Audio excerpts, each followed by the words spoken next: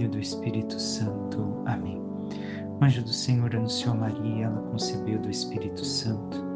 Ave Maria, cheia de graça, o Senhor é convosco. Bendita sois vós entre as mulheres. Bendito é o fruto do vosso ventre, Jesus. Santa Maria, Mãe de Deus, rogai por nós, pecadores, agora e na hora de nossa morte. Amém. Eis aqui a serva do Senhor, faça-se em mim segundo a vossa palavra. Ave Maria, cheia de graça, o Senhor é convosco. Bendita sois vós entre as mulheres. Bendito é o fruto do vosso ventre, Jesus. Santa Maria, Mãe de Deus, rogai por nós, pecadores, agora e na hora de nossa morte. Amém.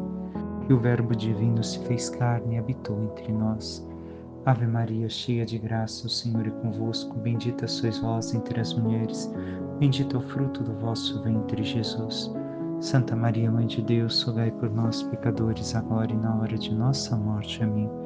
Rogai por nós, Santa Mãe de Deus, para que sejamos dignos das promessas de Cristo.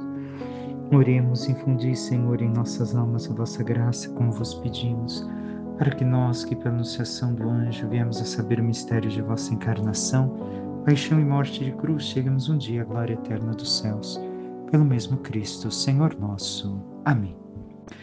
Caríssimo irmão e irmã, hoje estamos meditando a liturgia da segunda-feira, da segunda semana da Quaresma.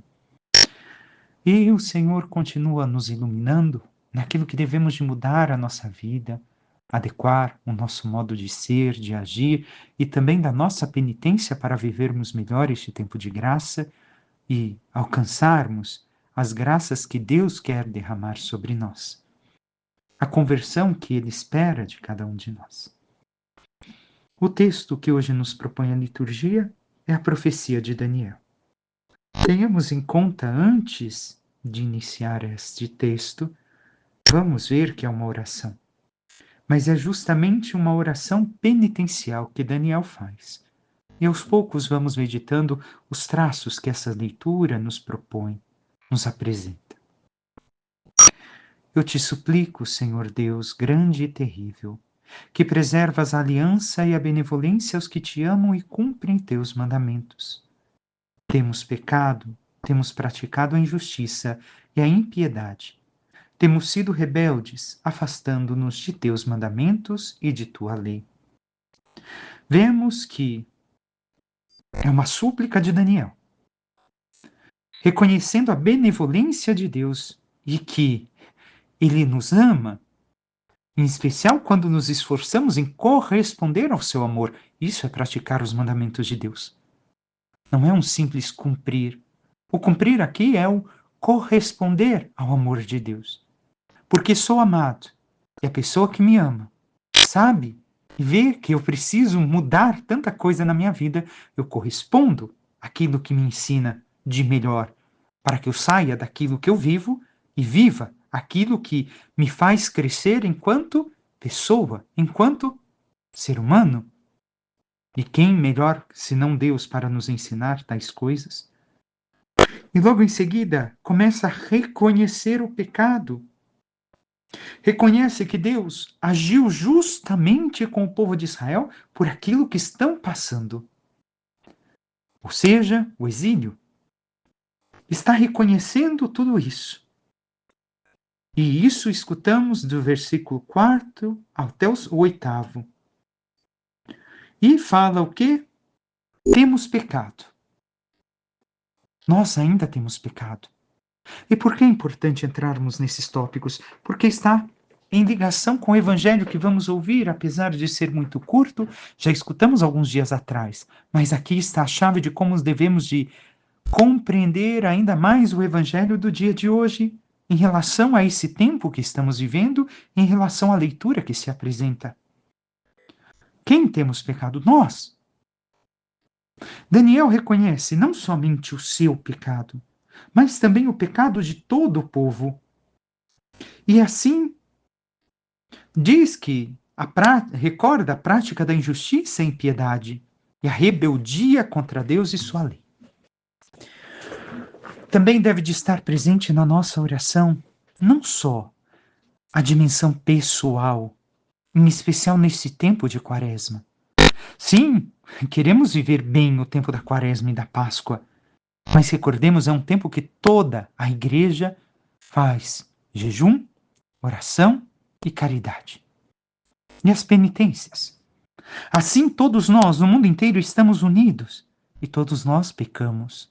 Todos nós somos pecadores. E devemos de reconhecer também o quanto, enquanto somos povo de Deus, temos falhado, temos sido rebeldes à vontade do Senhor, enquanto cristãos. E colocar também essa dimensão comunitária na nossa oração, pedindo que o Senhor tenha compaixão e misericórdia de todos nós. E reconhecer quantas vezes não prestamos ouvidos ao Senhor e a todos os servos verdadeiros do Senhor. Como segue a leitura? Não temos prestado ouvidos a teus servos, os profetas, que em teu nome falaram, a nossos príncipes e reis, a nossos antepassados e a todo o povo do país. Segue ainda, a ti, Senhor, convém a justiça. Deus é justo, santo e justo, misericordioso, como ouviremos no Evangelho, mas justo. E a nós hoje resta-nos ter vergonha no rosto, seja o homem de Judá, aos habitantes de Jerusalém e a todo Israel, seja aos que moram perto e aos que moram longe, de todos os países, para onde o escorraçaste por causa das infidelidades cometidas contra ti. Esta deve de ser a nossa dimensão. Não podemos viver em relação a nós com o julgamento pesado, nos condenando ao mais terrível inferno, mas devemos de reconhecer quem somos. E tampouco devemos de ir ao outro extremo, ao extremo bonismo.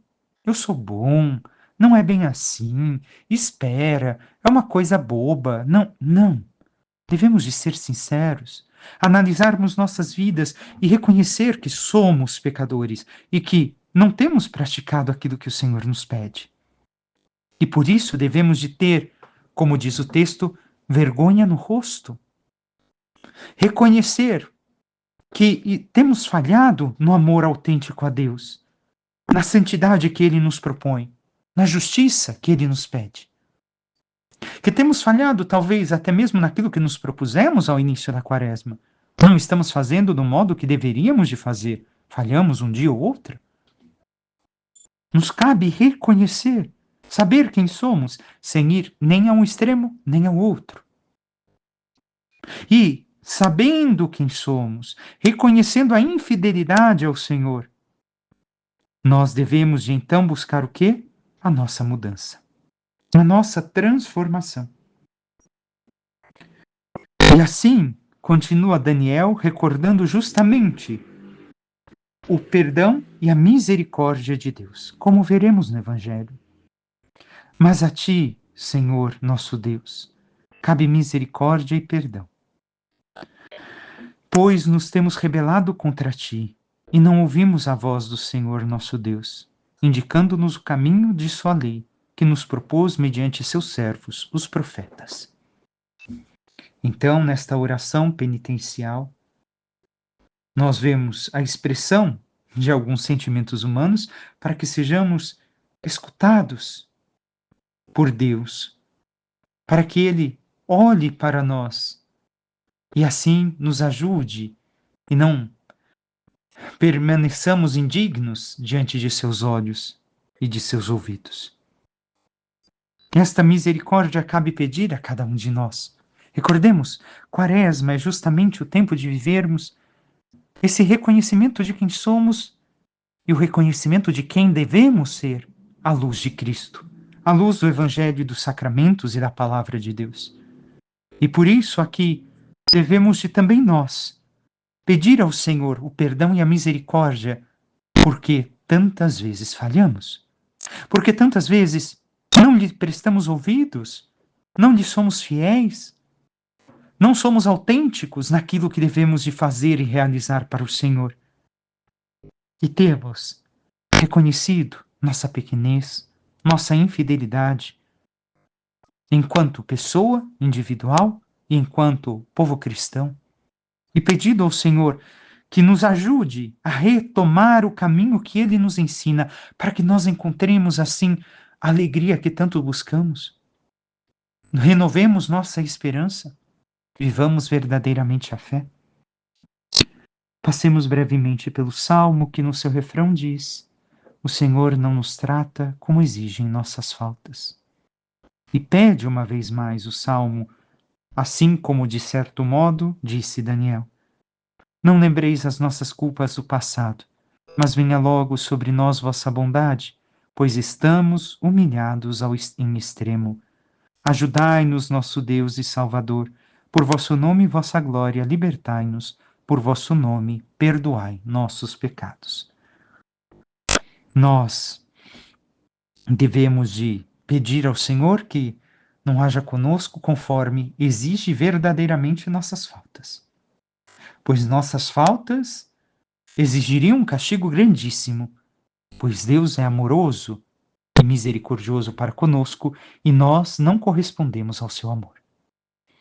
Mas pede que o Senhor, ao ver que nos colocamos em seu caminho e buscamos viver na sua misericórdia e no seu perdão, esqueça de tudo aquilo que fizemos e nos ajude logo em diante a viver na sua graça, a viver para a sua glória e a viver o perdão. E temos realmente praticado isso nesses dias que já passamos da Quaresma? Estamos dispostos a vivenciar isso durante a Quaresma em nossa vida, buscando cada vez mais nos unir ao Senhor? Esse é o sentido da Quaresma. Unirmos cada vez mais nossa vida a Ele, para com Ele morrermos e ressuscitarmos. Passemos agora ao Evangelho, onde escutamos uma vez mais São Lucas, capítulo 6. Naquele tempo, disse Jesus aos seus discípulos: sede misericordiosos, como também o vosso Pai é misericordioso. Não julgueis e não sereis julgados. Não condeneis e não sereis condenados. Perdoai e sereis perdoados. Dai e vos será dado. Uma boa medida, calcada, sacudida, transbordante, será colocada no vosso colo. Porque com a mesma medida com que medirdes os outros, vós também sereis medidos. Palavra da salvação, glória a vós, Senhor.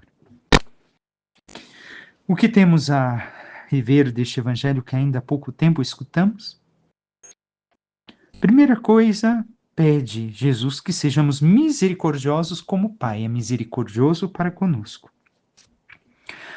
Ou seja, ser misericordioso é colocar-se em compaixão para com o outro, compadecer para com o outro, sofrer, colocar-se no lugar do outro. Pois Deus se colocou no nosso lugar e se coloca cada dia no nosso lugar. Basta olharmos, desde a criação, o homem que ofende a Deus com seu pecado e perde a graça, perde a vida verdadeira, perde a glória que Deus lhe dera, Deus se compadece do homem e vai sempre ao seu encontro para tentar salvar-lhe. Assim ele faz comigo e contigo. Desta forma devemos de recordar, como adiante vai dizer o Evangelho do Perdão, que também nós, além de termos compaixão, nos colocarmos no lugar do outro, devemos de perdoar o outro. Por que perdoar? Porque primeiro nós fomos perdoados. O Pai nos perdoou. E devemos de agir como o Pai fez conosco. E temos perdoado os demais. E podemos aqui colocar o perdoar em dois sentidos. Perdoa e doar. Eu devo de perdoar e doar a minha vida, o meu amor para aqueles que necessitam. Aqueles que eu perdoei, como o Pai faz comigo, como Deus faz comigo. E mais uma vez voltamos ao não julgueis e não sereis julgados, não condeneis e não sereis condenados, perdoai e sereis perdoados. 3 ações que o Senhor nos pede. Julgamento. Jesus nos fala aqui que não devemos julgar. São Paulo nos diz: os cristãos julgarão o mundo. Quem está certo? Devemos de compreender que Jesus nos fala que não devemos de julgar. O íntimo das pessoas, recordo uma vez mais. Ali cabe somente a Deus. Até mesmo nós, ao nos julgarmos, nos julgamos de forma errada, porque vivemos com esse bonismo dentro de nós. Espera, eu pequei, eu errei, eu maltratei, eu fiz isso e aquilo, mas foi por causa disso, daquilo. Não, não é bem assim. Nós nos julgamos errados. Não queremos reconhecer verdadeiramente o mal que carregamos dentro de nós e o mal que praticamos. Somente Deus é capaz de julgar o nosso íntimo. Então Jesus nos diz que não podemos julgar o íntimo de ninguém, para que não sejamos também nós julgados, porque somente Deus pode julgar o íntimo de alguém, o ser interior de alguém, o coração de alguém. E o julgar, que diz São Paulo, nós podemos julgar o pecado objetivo que nós vemos cometerem na nossa frente. O pecado, sim. Por quê? Porque somos chamados, como diz ainda São Paulo, a corrigir-nos mutuamente. E até próprio Senhor nos fala da correção fraterna. E temos julgado o pecado que eu vejo o meu irmão cometer e que o leva à perdição eterna, e ajudado o meu irmão a se retirar do pecado para encontrar a salvação em Cristo. Isso eu posso julgar. O problema é que hoje muitos dizem: quem sou eu para julgar? Eu posso julgar o pecado. Eu não posso julgar o íntimo da pessoa. Ali não cabe a mim. Ali cabe somente a Deus. E temos julgado o pecado, o erro, e ajudado os irmãos a virem à fé e a viverem aquilo que Deus lhes ensina? Porque se não podemos julgar o erro objetivo, o pecado visto, então quem se salvará? Todos caminharão no erro e no pecado e ninguém se salvará. Não condeneis e não sereis condenados. O que quer dizer o Senhor aqui? Devemos de ter presente que quem condena é o juiz. E somente um é o juiz da lei, aquele que a deixou. E aqui o Senhor está falando justamente da lei para a vida eterna, os caminhos do Senhor, o código de santidade, aquilo que são os mandamentos da lei de Deus, os ensinamentos de Deus. Somente Ele consegue ver com clareza e condenar alguém ou não. Não cabe a nós. Nós não somos juízes. E se agimos como tal, pode ser que nós nos condenemos porque estamos mais uma vez olhando com um olhar errado, com um olhar meramente humano, materialista, biológico, e esquecendo daquilo que é a vida sobrenatural, que Deus consegue enxergar todo o nosso ser.